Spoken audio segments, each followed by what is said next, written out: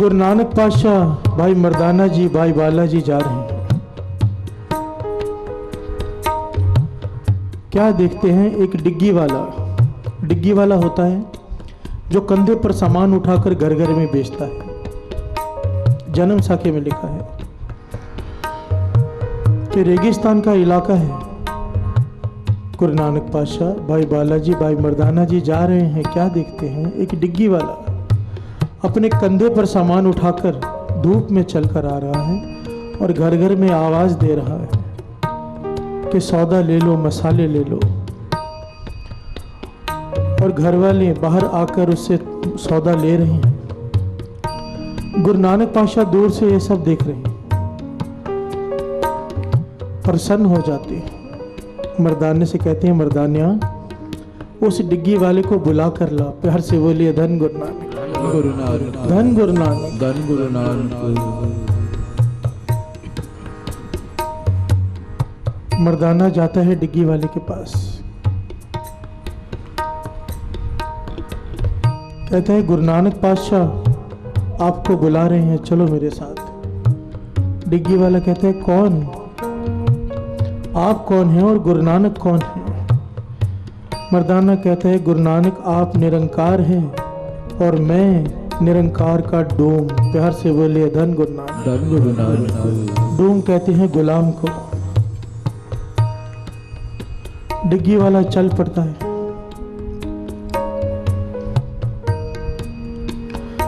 जैसे ही गुरु नानक पातशाह के दर्शन करता है, निहाल हो जाता है। कितनी देर तक दर्शन करते रहता है, सुध बुध भूल जाता है। गुरु नानक पातशाह उसकी तरफ देखकर मुस्कुराते रहते हैं। काफी समय बाद मर्दाने ने डिग्गी वाले को हिलाया और वो रो पड़ा। गुरु नानक पातशाह के दर्शन करके निहाल हो गया। उसने सवाल पूछा कि हे निरंकार, हे गुरु नानक। गुरु नानक पातशाह के दर्शन करके ही उसे ब्रह्म ज्ञान की प्राप्ति हो गई। प्यार से बोलिए, धन गुरु नानक, धन गुरु नानक। उसने सवाल किया कि हे गुरु नानक, मैं तो मसाले बेचने वाला एक आम आदमी, मुझ पे इतना तरस के मुझे बुलाकर दर्शन दिए, और सिर्फ दर्शन नहीं दिए, उन दर्शनों से मुझे ब्रह्म ज्ञान भी बख्श दिया। प्यार से बोलिए, धन गुरु नानक, धन गुरु नानक। इतना तरस मुझ पर क्यों किया? मुझ में ऐसी क्या खासियत है? गुरु नानक पातशाह कहने लगे, मर्दानिया तू भी सुन, बाल्या तू भी सुन। और डिग्गी वाले से कहते हैं, ध्यान से सुन। मैंने तुझे बुलाकर दर्शन इसलिए दिए क्योंकि तेरी कीर्त सच्ची है। प्यार से बोले, धन गुरु नानक, धन गुरु नानक। तेरी कीर्त सच्ची है। जो बात सालिसराय जौहरी से कही थी गुरु नानक पातशाह ने, वही बात इससे कह रहे हैं। कहते हैं, तू तोलता सही है, सौदा तेरा सही है, तेरा भाव भी सही है, तू लालची नहीं है। तेरी कीर्ति इतनी सच्ची है, तू धूप में चलकर आकर बेचता है। तू ज्यादा भाव भी लगाएगा, लोगों को लेना पड़ेगा, पर तू नहीं लगाता। प्यार से बोलिए, धन गुरु नानक, धन गुरु नानक। इसलिए हम तुझ पर प्रसन्न हो गए। जिसकी कीर्ति सच्ची, हम उस पर प्रसन्न हो जाते हैं। मर्दाने ने पूछा, पातशाह कीर्त का ताल्लुक ब्रह्म ज्ञान से कैसे हो गया? कीर्त सच्ची है, ठीक है, उससे ब्रह्म ज्ञान का क्या ताल्लुक हो गया? गुरु नानक पातशाह ने यहाँ पर जो वचन कहे वो तो लिख कर रखने चाहिए अपने घर में। कहने लगे, कीर्त का ताल्लुक सिर्फ रोटी से नहीं है। ये जो कीर्त है, हम दुकान पर जाकर मेहनत करके कमाते हैं, इसका ताल्लुक केवल पेट भरने से, रोटी से नहीं है। इसका ताल्लुक परमार्थ से है। इसका ताल्लुक हमारे आने वाली पीढ़ियों से है। भाई मर्दाना जी ने सवाल किया, कैसे? गुरु नानक पातशाह कहते हैं, जिस घर की कीर्त गलत, पाप की कमाई हो, रिश्वत की कमाई हो, ठगी की कमाई हो, उस घर के बच्चों की बुद्धि भ्रष्ट हो जाती है। प्यार से बोलिए, धन गुरु नानक, धन गुरु नानक। उस घर के बच्चों की बुद्धि भ्रष्ट हो जाती है। वो माता पिता का कहना नहीं मानते, वो गलत रास्ते पर ही जाते हैं क्योंकि पाप की कमाई है। प्यार से बोलिए, धन गुरु नानक। अगर कीर्त सच्ची हो जाए, हमारे आने वाली पीढ़ी भी सच्ची हो जाएगी। अगर कीर्त गलत, तो बच्चों की बुद्धि नाम जपने में लगेगी ही नहीं। बिहार से बोलिए धन गुरु नानक। ये शिक्षा लेने वाली बातें हैं। अब कीर्त कैसे सच्ची हो, कैसे कीर्त हो, आओ दो पंक्तियां पढ़ें फिर इस पर विचार करें। ते कमरे विसार, ते कमरे विसार, ते कमरे विसार, ते कमरे विसार, जिनके कमर नाहे गुण, ते कमरे विसार, जिनके कमर नाहे गुण, ते कमरे विसार, ते कमरे विसार, ते कमरे विसार, ते कमरे विसार, ते कमरे विसार,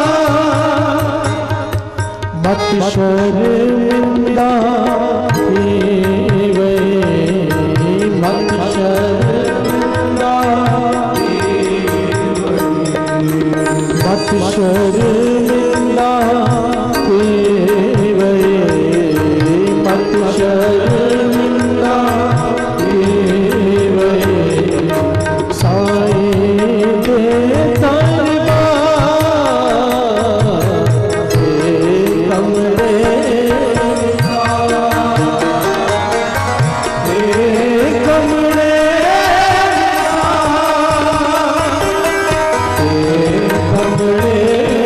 विसार, ते कमरे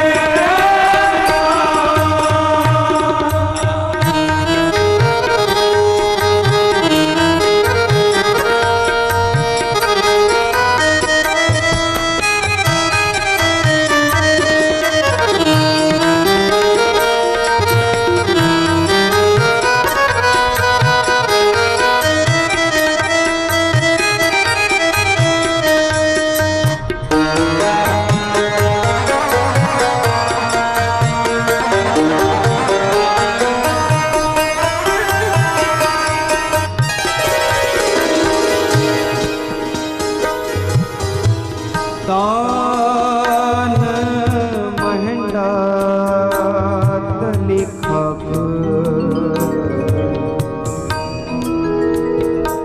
जे मिलता तक लाए, कूड़ा लालच छड़िए, होए एक मन अलग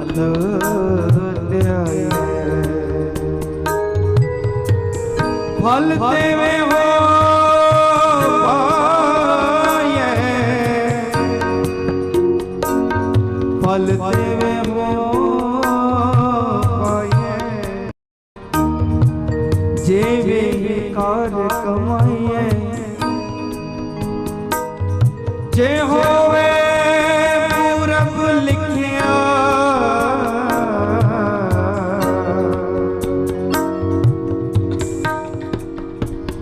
जे होवे पूरब, जे होवे पूरब लिखिया,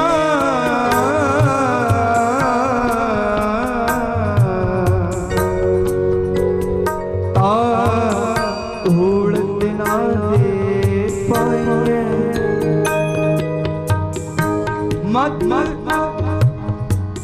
थोड़ी सेवा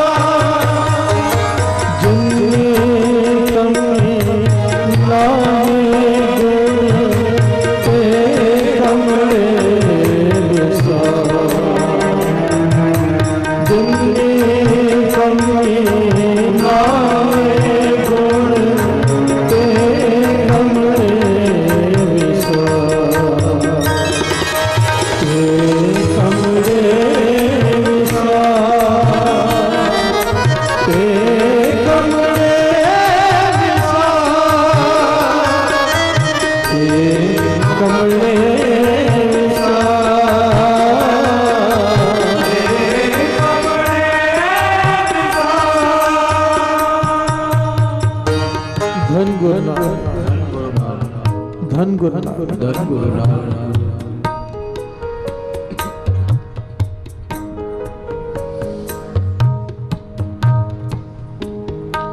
बाबा आनंद सिंह जी महाराज के पास हरदीप सिंह बैठा है। अचानक बाबा जी उससे पूछते हैं, भाई तेरी किर्त क्या है, तेरा बिजनेस क्या है, तेरा धंधा क्या है। बाबा आनंद सिंह जी महाराज ये बात किसी किसी से पूछते थे, वरना जो भी आए पहला सवाल तेरा नित्य नेम क्या है। प्यार से बोलिए धन गुरु नानक, धन गुरु नानक, धन गुरु नानक। धन गुरु नानक। हरदीप सिंह से पूछने लगे, भाई तेरी किर्त क्या है। कहने लगा, मैं बजाजी का काम करता हूँ, कपड़े बेचने का काम करता हूँ। बाबा आनंद सिंह जी ने दूसरा सवाल पूछा, झूठ तो नहीं बोलता। हर से बोलिए धन गुरु नानक। दुकान पर झूठ तो नहीं बोलता ग्राहकों से। कहने लगा, बाबा जी झूठ बोलने बिना दुकानदारी कैसे हो सकती है। बोलना ही पड़ता है कि मेरा बस 2 रुपया मार्जिन है, बाकी तो मैं इससे ज़्यादा नहीं कमा रहा हूँ। ग्राहकों से कई प्रकार की बात करनी पड़ती है, झूठ बोलना पड़ता है। बाबा जी कहने लगे, करनी हमारी संगत। कहलवाना दुनिया में कि बाबा आनंद सिंह जी का सत्संगी हूँ और दुकान पर बैठकर झूठ बोलना, चला जाए यहाँ से। प्यार से बोलिए धन गुरु नानक, धन गुरु नानक, धन गुरु नानक। हरदीप सिंह कहने लगा, बाबा जी आपको दुनियादारी के बारे में पता नहीं। दुकान पे अगर झूठ ना बोलो दुकान चलेगी ही नहीं, खाना कहाँ से खाएंगे। आपको क्या पता दुनियादारी के बारे में। बाबा जी मुस्कुरा पड़े उसकी सीधी सादी बातें सुनकर।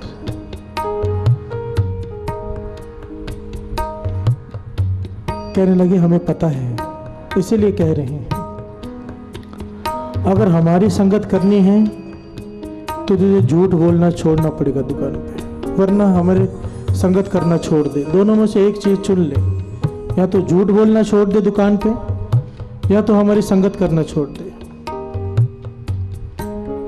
उसने बाबा जी को बहुत समझाने की कोशिश की, बाबा जी नहीं माने। पैर से बोले धन गुरु नानक, धन गुरु नानक। कहने लगा, बताओ क्या करना है। बाबा जी कहने लगे, हमारे 3 वचन मान, तेरा नुकसान नहीं होगा, विश्वास रख। कहने लगा, क्या क्या वचन।